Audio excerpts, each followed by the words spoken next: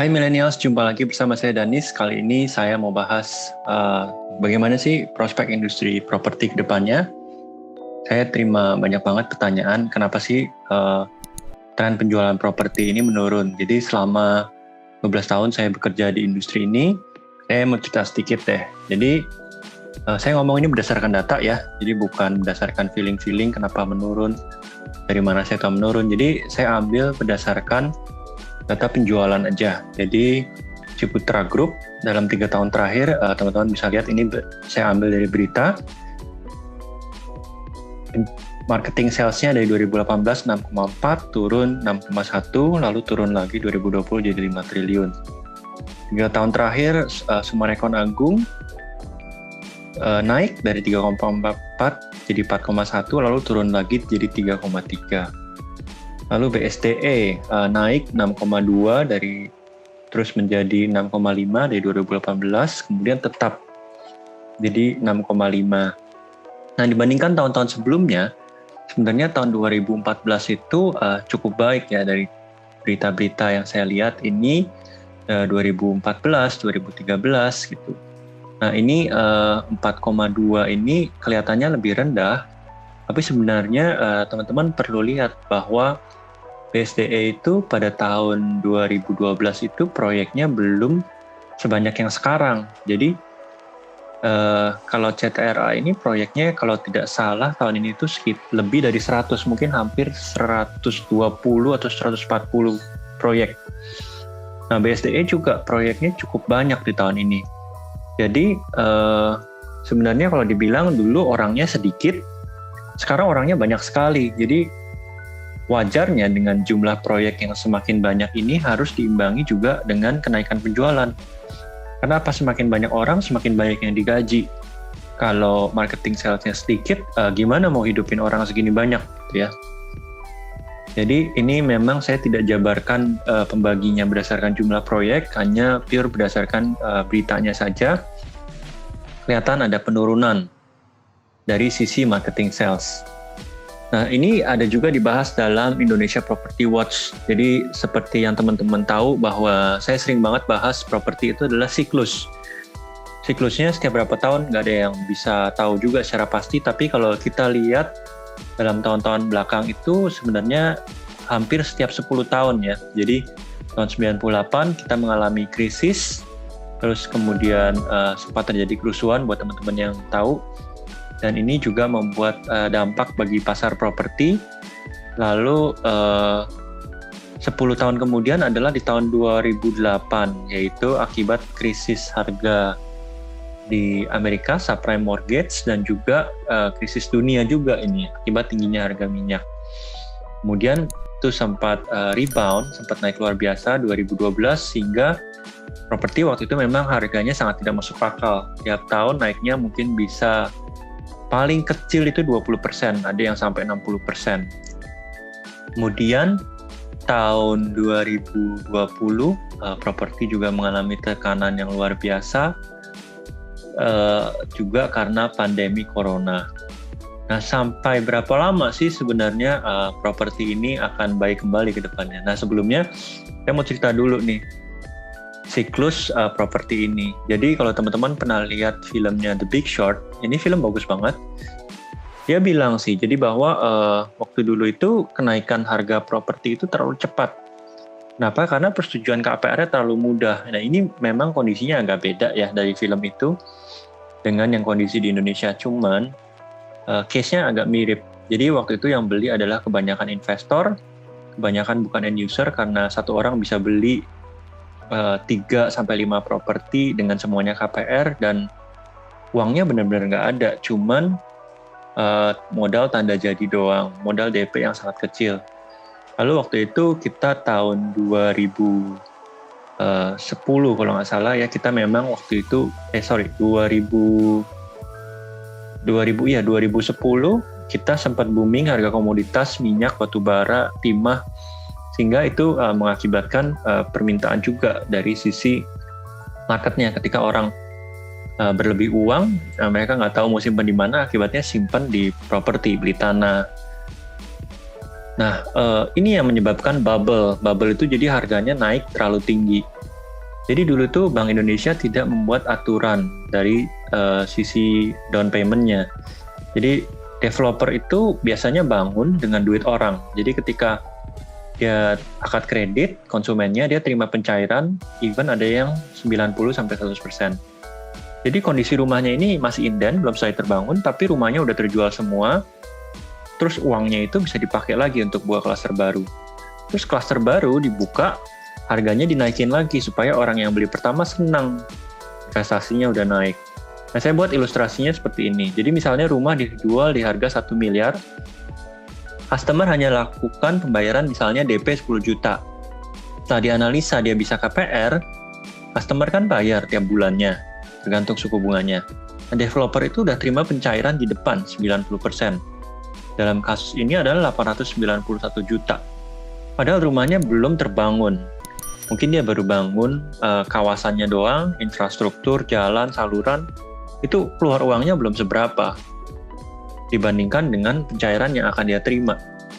Nah, asumsi modal untuk pembangunannya setengah, berarti itu sebagian besar dananya bisa digunakan dulu untuk buka proyek atau buka klaster baru, karena bangunannya biasanya selesai dalam waktu 2 tahun gitu. Nah, ilustrasi tadi itu baru hanya untuk satu rumah loh. Belum misalnya kita bangun satu klaster, itu biasanya terdiri paling tidak 200 rumah. Even ada yang bangun sampai 600 rumah. Jadi kondisi waktu itu memang developer sangat berlimpah uang. Sangat istilahnya foya-foya banget lah waktu itu. Nah, kemudian tahun 2013 BI karena melihat kenaikan harga rumah yang terlalu over, mengambil tindakan. Jadi dia membuat aturan DP-nya diharuskan minimal 30%. Tapi aturan ini sebenarnya malah memperburuk keadaan. Kenapa? Karena developer ini kan udah tanggung, udah buka proyek banyak di mana-mana, udah buka klaster. Nggak mungkin tiba-tiba stop. Karena karyawannya udah terlanjur banyak. Jadi akibatnya harganya misalnya tadinya 1M, dia naikin jadi 35%, jadi 1,35 untuk jenis properti yang sama. Jadi dalam case ini customer tetap DP 10 juta, tapi dianggap seolah-olah sudah lunas DP-nya 405 juta. Padahal ini nggak ada uang keluar sama sekali.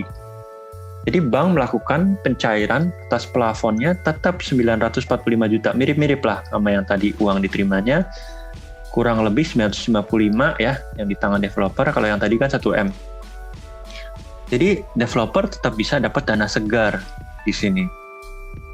Jadi ini malah mengakibatkan harganya semakin tinggi, makin nggak karu-karuan. Nah, kemudian BI mengeluarkan aturan baru lagi di tahun 2016. Jadi, developer menerima pencairan bertahap atas unit-unit yang masih inden, yang masih belum dibangun.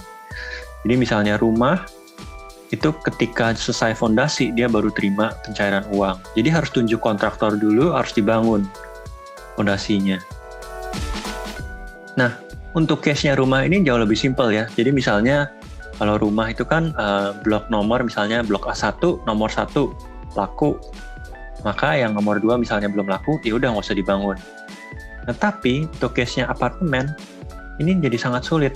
Dan buat developer ini menjadi sangat riskan. Nggak mungkin misalnya dia baru laku separuh yang bagian bawah, yang bagian atas dia nggak usah bangun. Nggak mungkin. Ini pun juga kalau misalnya baru jadi separuh, nggak mungkin bisa diserah terimakan, konsumennya nggak akan mau. Jadi realisasinya akibatnya adalah banyak apartemen yang kemudian mangkrak. Jadi karena BI menerapkan aturan begini, developer juga nggak siap, harus siapin dana, penjualannya juga seret. Akibatnya ya ini, apartemennya nggak bisa diselesaikan, jualannya seret, pencairan kredit nggak diterima, jadinya seperti lingkaran setan, atau mirip ayam telur juga gitu ya. Mana yang selesaikan duluan, apakah penjualannya dulu atau pembangunannya dulu. Nah, ini pentingnya juga teman-teman dalam beli apartemen juga harus perhatikan developernya. Apakah developernya ini punya cukup cash flow untuk menyelesaikan pembangunan apartemen ini tepat waktu. Nah, akhirnya apa? Akhirnya developer terpaksa menggelar cuci gudang lah. Ibaratnya karena organisasi udah terlampau besar, mereka punya ready stock yang cukup banyak, istilahnya ini duit mati buat developer. Akibatnya mereka harus bikin gimmick-gimmick yang menarik gitu ya, subsidi DP, subsidi bunga, diskon harga, apapun lah istilahnya, supaya laku gitu. Supaya duit-duit mati ini bisa muter lagi. Nah, ini sebenarnya buat tahun 2021 saya melihat industri properti ini akan booming ya, akan prospek baik lagi. Kenapa? Karena teman-teman bisa lihat, sejak terpilihnya Joe Biden di US, dia mencairkan stimulus. Jadi stimulus ini dampaknya apa sih? Stimulus ini kan sama seperti cetak uang. Jadi ketika hukum permintaan dan penawaran ya, jadi ketika supply dolar semakin banyak, jadi harganya akan turun. Nah, harganya akan turun ini akan mengakibatkan dampak yang bermacam-macam. Jadi uang yang tadinya disimpan di US akan lari ke negara-negara berkembang. Lalu juga akan mengakibatkan harga-harga komoditi yang di tahun sebelumnya ini sempat tidak bergerak, sekarang ini komoditi bisa booming lagi.